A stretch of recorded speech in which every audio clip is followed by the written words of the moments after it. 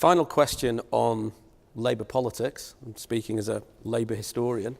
After 1951, we have a long period of internal factionalism within the Labour Party, Gateschelites, Bevernites. After the defeat in 1979, we have a similar ideological battle, creation of New Labour, which comes along later. Do you envisage the same kind of ideological battles taking place in the party in the next few years? And if so, how can Labour win the next general election if it doesn't have a coherent ideology? Well, I think you do need a coherent ideology, but I don't think you have to have a civil war to get one. That's sort of basically my answer. I mean, after, it's not just 1951, after 1931, we were out of power for 14 years. And after 51, out of power for 13 years, after 79, out of power for 18 years. So we were sort of specialists in long-term opposition. Now, one of the really good things that has happened under Ed's leadership is that we haven't fallen into that sort of factionalism, and that sort of civil war has not been allowed to start off. I mean, it's good that people feel passionate about politics. It's not good when it becomes a factional struggle. And I think we've got to be... One of the really good things I think about New Labour was that its culture was open. It was open to people outside the party as well as inside the party. It recognised that the world had changed. It didn't confuse idealism with doctrine and dogma. But given the recent figures on social mobility, I mean, would you say that there was a danger as New Labour was developing, that it was losing contact with its electoral base? Well, no. I mean, we got a better result in 1997 and 2001 than any Labour party, never mind government, ever. What I think we underestimated were the global forces for income and wealth polarisation. You know, one of the most important things people say, well, should you believe in equality? Well, of course you should believe in equality, but the difficult question is, that's an easy question. The difficult question is equality of what? And without wishing to do a sort of philosophy tutorial, equality between men and women, equality across race, equality between people of different sexuality, those are things where you've had massive progress, even while disability rights, even where income inequality has been polarising. So you've got this complicated picture where some inequalities are narrowing, perhaps too slowly in terms of women's pay, but nonetheless narrowing, and other inequalities of income and wealth growing. Well, also educational, which is obviously... Well, no, but you see, this is a really good example. You see, actually the figures are that educational inequality diminished under the Labour government. Go and look at the Financial Times studies of which schools made the fastest progress under the Labour government. And part of our job is that, I felt this at the last election, it was almost like we expected someone else to defend our record. If we don't defend and explain what we did, then I mean, neither the Daily Mail nor the Guardian are going to do it for us. And I think it's really important that actually, I feel passionately about this because I was the schools minister. There's a long way to go in educational opportunity, but in school education, the gap between richer and poorer areas narrowed under the Labour government. And in terms of university access and university entry, the social gap narrowed too. That doesn't mean there isn't a long way to go. So where would you disagree with the coalition on this, on social mobility and on education? Well, I think the danger for what they're doing is they're going to make social mobility worse, much worse. I mean, for example, we know, I'm doing a commission on youth unemployment at the moment. There's 1 million people under the age of 25 who are unemployed, 250,000 long-term unemployed for over a year. I don't want to depress you all because many of you are under 25, but and you're in a much better situation if you're a graduate than if you're not a graduate. So work hard, etc. You know, get good grades. That 250,000 long-term unemployed, they're going to carry that with them for the rest of their lives. And that's not just me saying that. There's economic evidence of the medium to long-term scarring that comes from long-term youth unemployment.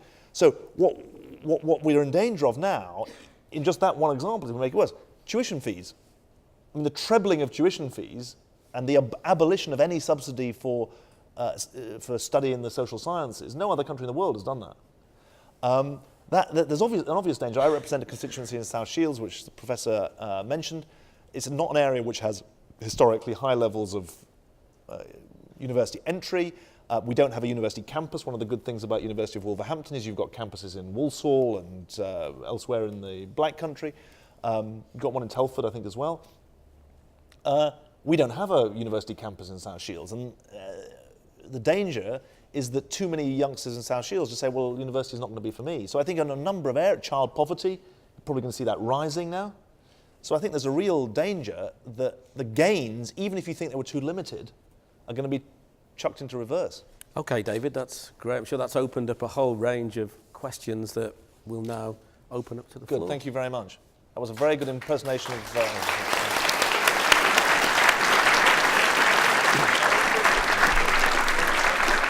He was much more polite than Jeremy Paxman, I must say. That, I'm still in training. Yeah. We now are at the stage where we're inviting questions from yourselves. I think it would be most useful if the questions were as brief and as precise as you can make them, and then that will allow us to get a good spread of questions and include as many people as possible. As they say in the auctions, who will start us off with the first question? Gentleman in the front who I'm looking at straight away. Yourself, sir, in the rugby-type top. Would you ever think about going for the Labour leadership again? Go on to the next question. The question was, would I run for the leadership again? I don't know. I mean, it's only 18 months since we had the last leadership election. We're not going to have another leadership election for quite a long time. I don't know. Gentleman there, thanks very much. Thank you for coming to the uni. I want to follow up on that first question. You stood for the leadership. You were the dead favorite to win it. For some reason, you didn't win it. How do you come back from that? Obviously, you have political ambitions. So how do you come back from that politically as well as psychologically? Well, I don't see it as coming back in the sense I've never gone. I mean, that may be disappointing to you, and David, we don't think you have for one moment. I'm sorry if that's the case, but look, I always say to people, you should never try for something, a job or anything really, or a life partner or anything, if you should only do it if you really want it, but you shouldn't do it if you're going to think it's the end of the world if you don't get it, because then you go and do something really stupid. So. Obviously you're disappointed if you go for a job and you don't get it, but you've then got to, life goes on. I'm in the very lucky position of having more space in my life for my wife and my children. I've got space to learn at a time of extraordinary change around the world. I've got a chance to reflect, which I think is really important for someone who's spent 15 years in and around the top of politics. You can try and reflect on how can we as a party do things better, how do we have to renew ourselves, and you can also do new things. One of the things up here, it says Movement for Change. I've created a community leadership academy. Some of you may think it's odd for me to create a leadership academy, but it's an academy to train 10,000 people to be leaders in their own community. Because one of the things about Britain is that I think we have underpowered communities. So we're training people to make a difference in their own lives, Labour members and supporters, to make a difference in their own communities, even when we're out of power at Westminster. So I'm doing a different kind of politics, a grassroots politics, if you like, a politics that is by the people rather than for the people. I was in policy, so I was in government for the people. I'm now trying to engage myself in government by the people, with all around the country people organising to tackle crime, improve housing, antisocial behaviour, environmental sustainability, all around the country. The Movement for Change is organising people to make people power count.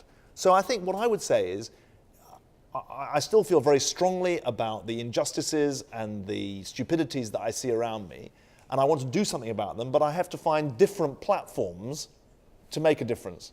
And that's what I'm doing. I'm trying to make change in a different way, not by being the leader of the Labour Party, because I lost that, but in other ways.